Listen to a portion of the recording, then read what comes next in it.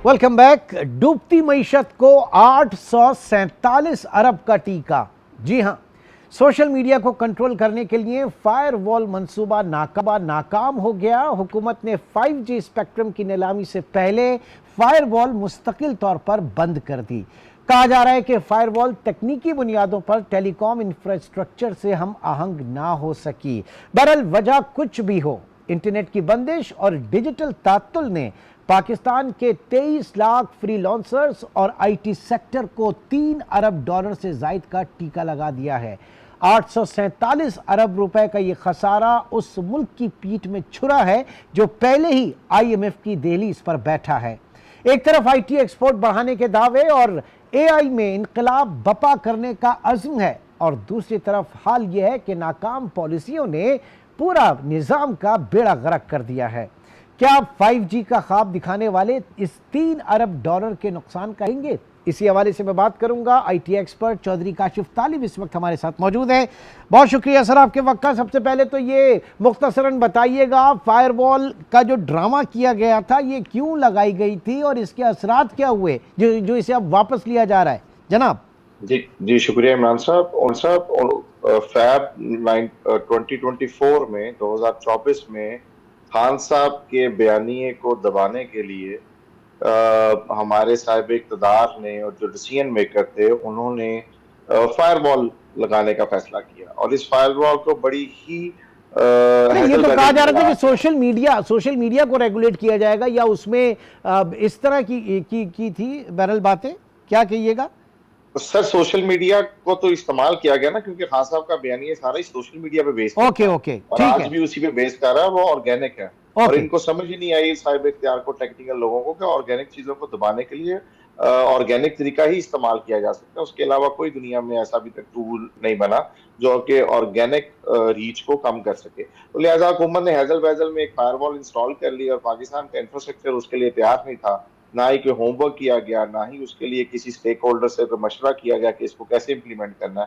और पहले 6 माह तो हुकूमत इसको डिनाई करती रही कि देयर इज नो फायरवॉल, और फिर अगस्त में जाके हुकूमत ने कहा कि ठीक है जी हाँ, हमने फायरवॉल इस्तेमाल कर ली है।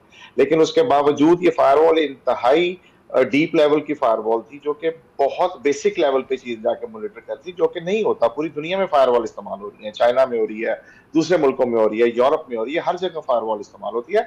हर दफ्तर में और कमर्शियल इंस्टीट्यूशन के अंदर फायरवॉल इस्तेमाल होती है, बट नॉट लाइक दैट कि यू किल एवरीथिंग, कि जो वहां से गुजरे उसको। नहीं तो वहां पे जो होती है और पाकिस्तान में जिस तरह की जा रही थी, इसमें बुनियादी फर्क क्या था सर?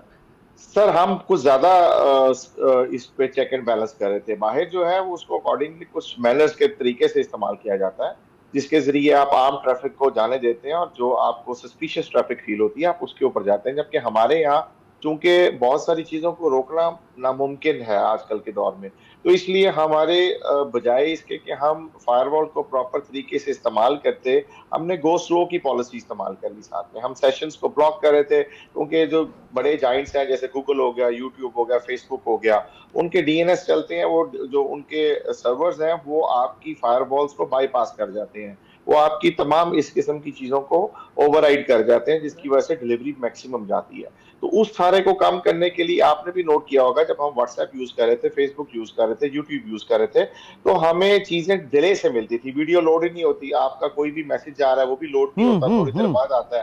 तो ये सारा कुछ हैजल बाजल में, चूंकि हम बहुत ज्यादा इंटेंस उसको मॉनिटर करने की और कंटेंट को रोकने की कोशिश कर रहे थे। ये कंटेंट मॉनिटरिंग के लिए होती है, कंटेंट रोकने के लिए नहीं होती फायरवॉल्स। अच्छा, अब ये 2024 की बात की जा रही है। 9,735 इंटरनेट बंद रहा 2024 में। तो डिजिटल पाकिस्तान का में ख्वाब दिखाया जा रहा था, और 9,735 घंटे इंटरनेट बंद। ये क्या मतलब, किसको बेवकूफ बना रहे थे? हम अपने आप को खुद ही बेवकूफ बना रहे हैं। आईटी इंडस्ट्री पिछले 2 साल से, मेरे समेत आपने मुतअद्दिद प्रोग्राम किए, मेरे समेत कोई भी आईटी स्पेशलिस्ट जो भी था, हम सब ने हर जगह, पाशा थी और बहुत सारी ऑर्गेनाइजेशन थी, जितने भी कंसल्टेंट थे, वो चीख कर कह रहे थे कि पाकिस्तान की आईटी इंडस्ट्री जो कि तरक्की की तरफ जा रही थी, जिसके ऊपर बूम आ रहा था, और एआई की जो नई टेक्नोलॉजी आई थी उस राइड में हमें शामिल होना था। उस राइड का जो बेसिक है इंग्रेडिएंट है वो इंटरनेट है, और हाई स्पीड इंटरनेट है। हम उस राइड को हमने उसको बुरी तरह मिस किया, जबकि ہم بہت بہتر طریقے سے پرفارم کر سکتے تھے. حکومت ایک آدھے بلین کے پیچھے IMF کے پیچھے دوسرے ملکوں سے بھیک مانگتی پھرتی ہے, جبکہ یہاں ہم نے خود 3 بلین, یہ بہت محتاط اندازہ ہے عمران ہوں صاحب, 3 billion is a very very conservative estimate, اس سے بہت زیادہ, کیونکہ ہمارا جو وار اکانومی پراپر ڈاکومنٹڈ نہیں ہے, اس سے بہت زیادہ نقصان ہوگا ہے, اور ہم نے مس نہیں کیا تو ہے.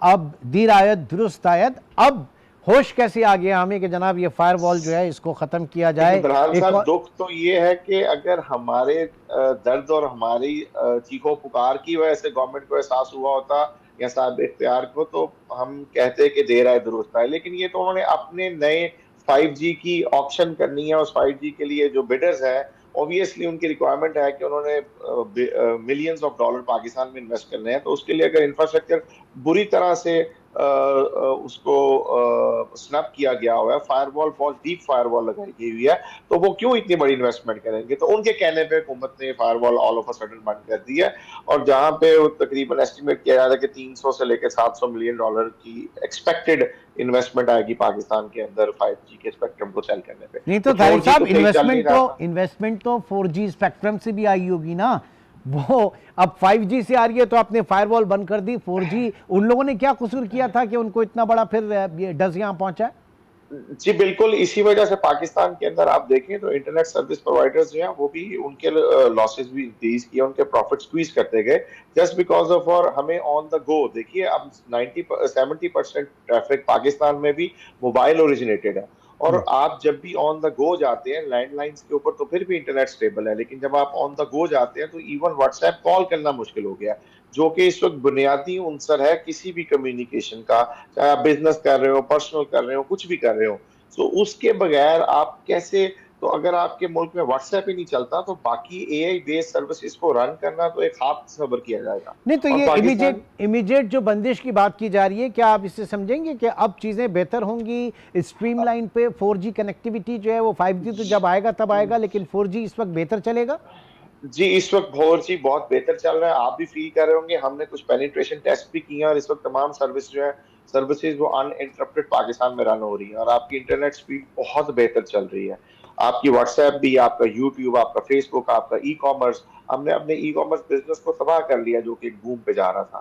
ہم نے اپنی سوشل میڈیا کی جو مارکیٹنگ کی سروسز جو پاکستان بہت اچھے طریقے سے دے رہا تھا, وہ بھی ساری بیس انٹرنیٹ پہ کرتی تھی, اس کو بھی ہم نے بہت بڑا نقصان پہنچایا.